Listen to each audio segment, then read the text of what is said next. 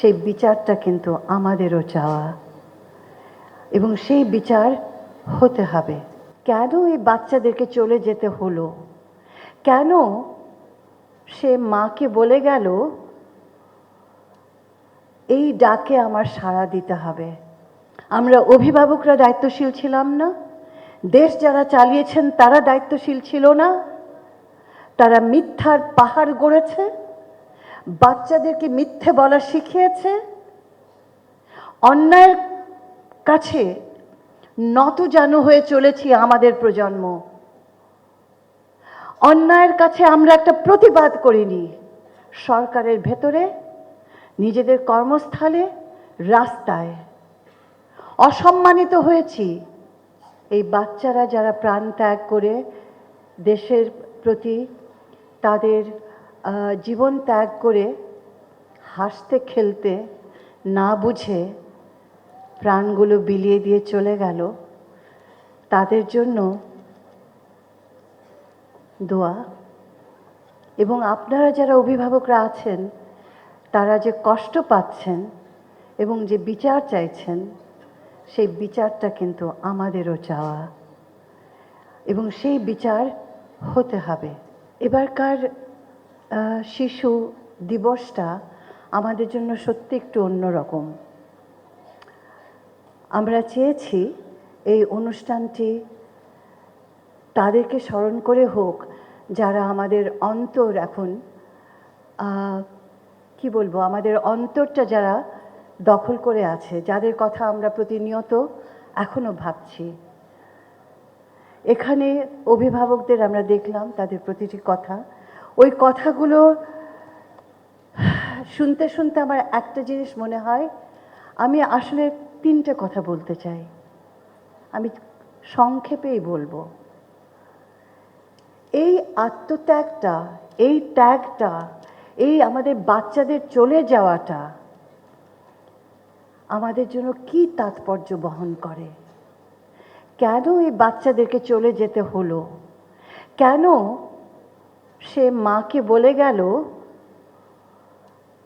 এই ডাকে আমার সাড়া দিতে হবে, আমায় যেতে হবে, দেশ স্বাধীন করে ফিরব? কি ভাবছিল সেই বাচ্চাটি যখন এই কথাটি মাকে বলল? 13 বছরের মেয়েটি কি ভাবছিল যখন দেখছে মা বাবা তাকে ছাড়ছে না?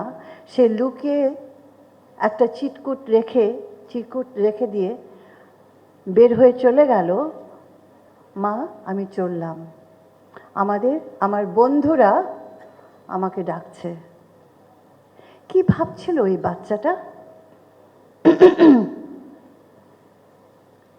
এবং আমি আরো একটা অদ্ভুত জিনিস দেখলাম, যেটা আমি 71-এ দেখেছিলাম। অনেক বাবা মারা তাদের বাচ্চাদেরকে যেতে দিয়েছে। কি ভাবছিল বাবা মারা? সত্যি কি ভাবছিল? এই বাচ্চারা কি সত্যি বুঝতে পেরেছিল যে তারা সমাজটাকে কিছু একটা হিংস্র, খারাপ কিছু একটা জায়গা থেকে তারা মুক্ত করার চেষ্টা করছে?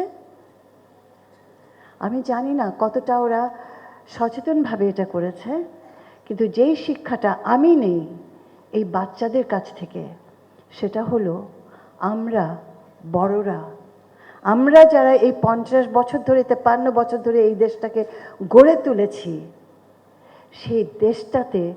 সেই দেশটার ভেতরে তারা তাদের কোনো ভবিষ্যৎ খুঁজে পায় না। এটা হচ্ছে আমার শিক্ষা।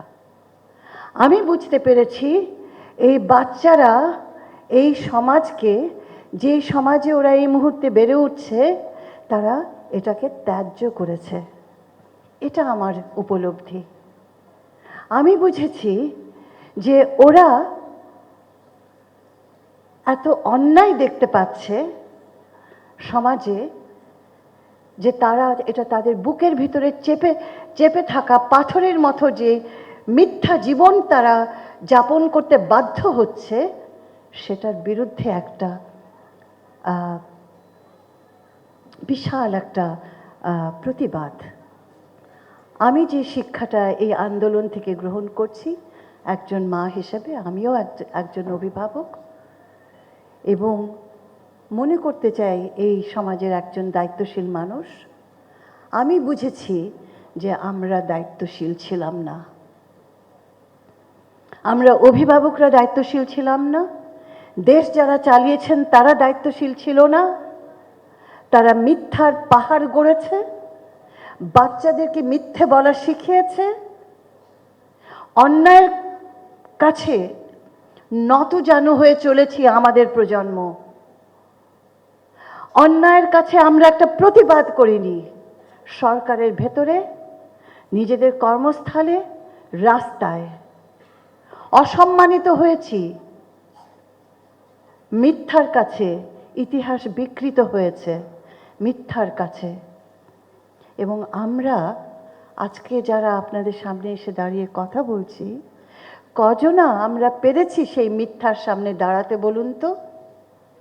এমনকি যে পিতা সরকারি কর্মচারী হিসেবে দপ্তরে প্রবেশ করে টেবিলের নিচ থেকে টাকা নিয়ে ঘরে ফিরে যাচ্ছে, সেই মানুষটির বাচ্চা তাকে ত্যায্য করেছে।